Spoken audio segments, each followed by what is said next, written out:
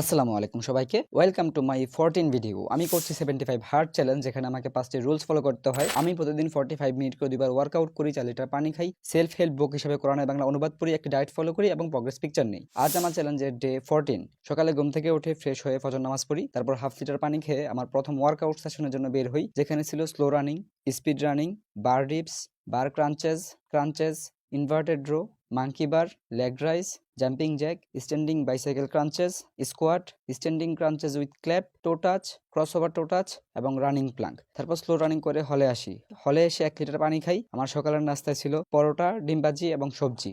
আজ আমি কোরআন থেকে পড়ি 36 নম্বর সূরা ইয়াসিন, আয়াত 10 থেকে 12 এ আল্লাহ তাআলা বলেছেন, আপনি তাদেরকে সতর্ক করুন বা না করুন, তাদের পক্ষে দুই সমান, তারা বিশ্বাস স্থাপন করবে না। আপনি কেবল তাদেরকেই সতর্ক করতে পারেন যারা উপদেশ অনুসরণ করে এবং দয়াময় আল্লাহকে না দেখে ভয় করে। অতএব আপনি তাদেরকে সুসংবাদ দিয়ে দিন ক্ষমা ও সম্মানজনক পুরস্কারের।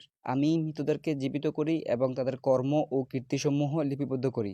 আমি প্রত্যেক বস্তু স্পষ্ট কিতাবে সংরক্ষিত রেখেছি।